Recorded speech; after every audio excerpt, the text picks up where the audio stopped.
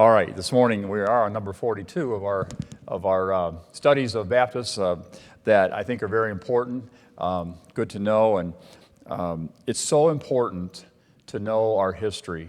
It's important to know history in general. If you're not convinced of that, look around and see what's happening in our society as people have no idea what history is before they were born even. And so we have, all the riots and the tearing down of statues and all the nonsense, much of it because of ignorance and false teaching in the schools and colleges, but a lack of history, not understanding history. And so it's great to study these men and women, and I think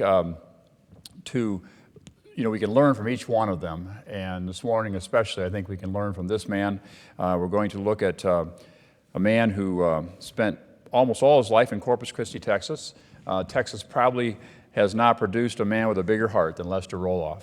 And he was born in 1914 in Dawson, Texas. He was saved at the age of 12 in the Baptist church that he and his family attended. When he was called to preach at the age of 18, and he entered Baylor University, the Southern Baptist College, in 1933. Before he graduated in 1937, he pastored a couple of churches, as was maybe the thing that many men did while they were in college studying for the ministry.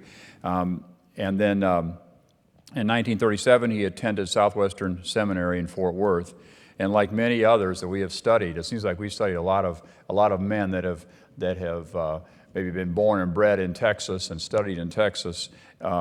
He was used in evangelism while he was in seminary. In 1936, he married Marie Brady, and they would be married for 47 years. After graduation, he pastored a couple more churches, ending up in Corpus Christi, where he would remain, as I said, for the rest of his life. That church, the Second Baptist Church of Corpus Christi, experienced great growth and blessing from the Lord until he left that ministry. And in 1944, while he was there, he began a very important ministry, his radio ministry, called the Family Altar Program. And this program was initially broadcast all over Texas. It would be aired nationally by the 1980s. And God richly blessed this broadcast, even though, there was so much criticism and lots of controversy surrounded him, and a lot of radio stations wouldn't carry his program, but the Lord intervened, and many people were able to hear this program even nationwide. He was called back into evangelism in 1951. He left Second Baptist Church, and in 1954, he broke with the Southern Baptist Convention and became an independent Baptist. This led him back into the pastorate for a time, and he pastored the Alameda Baptist Church. And really, his greatest works in life were yet to come, because it was there at Alameda that he envisioned ministries to assist all who were in need. And it was during these years that he became a pilot, and he began to fly himself from meeting to meeting, raising support for the ministries that he would begin. And the first work that the church began was the Good Samaritan Rescue Mission and the City of Refuge. Both of these were begun to help rebuild the lives of alcoholics. In time, the City of Refuge was housed on 270 acres. Great ministry there. The Lighthouse Houseboat was begun in 1958, and this unique ministry was for drug addicts and could only be reached by plane or by boat. The Peaceful Valley Home for retired believers opened around the same time. The Anchor Home for Boys also was begun at that time and would eventually serve 300 wayward boys at a time. But then the largest of his ministries, in respect to how many people they helped, were the Bethesda Home for Girls and the Rebecca Home for Girls, which were begun in 1967. Rebecca Home would provide a home for over 1,500 girls in its first 7 years of existence. But as you can imagine, with these ministries, Satan hated these ministries. The Scripture is very effective in people's lives. And the state launched several attacks on those ministries, the major battles coming in the 1970s. The state Social Services, which basically began the onslaught. It was an organization that essentially is anti-God, anti-Scripture. And part of the problem was that as the state examined the records of these homes, it was obvious that the state's efforts were a failure and that these efforts were a great success. That just was really the thing that drove the state crazy. And what was happening was Roloff was taking the state's cast-offs and transforming thousands of lives in salvation. And the welfare department, in an effort to control, insisted on licensing the homes, and Roloff recognized this for what it was, and he refused to comply. And during that next decade, he would be fined, imprisoned, he would be maligned, even in Christian circles, but he stood his ground on the First Amendment. And we don't have the time to go into this great battle that took place in the 1970s. Our church was involved in that battle as we stood with him in those major fights for the Constitution and freedom of religion. And the fight, as I said, was just enormous. Lots of successes, many failures also. At one point, the Supreme Court of Texas actually did close the homes. Roloff was able to move the homes to another state that didn't require licensing and open them back up for a time. But while this battle for souls was waging, he continued to fly himself from meeting to meeting, rallying support for these ministries. And Lester Roloff would never see the end of the battle because on November 2nd, 1982, he boarded his plane to fly to Calvary Baptist Church in Kansas City. At 10 a.m., the plane disappeared from the radar screens and it crashed about 100 miles north of Houston. He and the four girls, the girls' quartet that he traveled with at that time, all died that day. God took them home. And like the preachers of old, as one author said, John Bunyan and the 57 Virginia preachers in the 1700s who were in prisons, he fought, was imprisoned for not allowing the state to license him and control his preaching.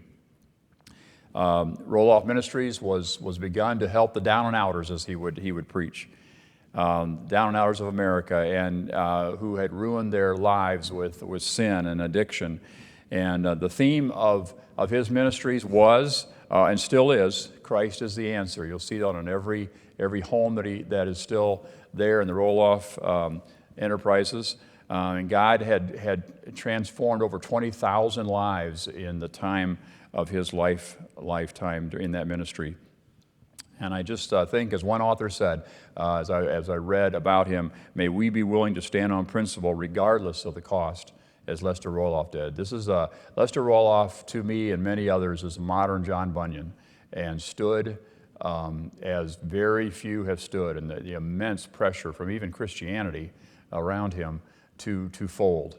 And God richly blessed that effort, and thank the Lord for Lester Roloff. I want to take a couple of minutes and listen to a part of a sermon from him. If you ever, how many were able to hear Lester Roloff? Tremendous. A lot of you were, and of course you can hear him today through sermon audio and YouTube. But let's play a little bit of that, and we'll listen to him. So do.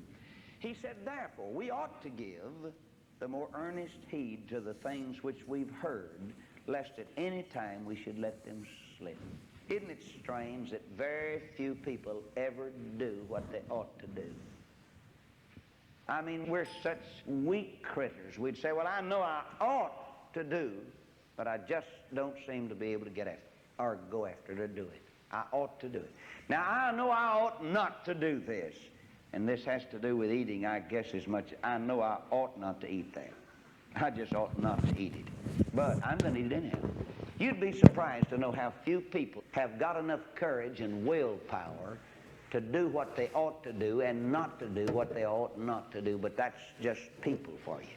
Now, we need a strong backbone and some real Bible conviction, and then stay with it. Reckon what'd happen to Daniel if he hadn't a purpose in his heart not to defile himself by eating the king's meat and drinking the king's wine? Can you imagine how it would have turned out? There were 4 little Jewish boys taken into captivity, into a strange kingdom, into a strange palace.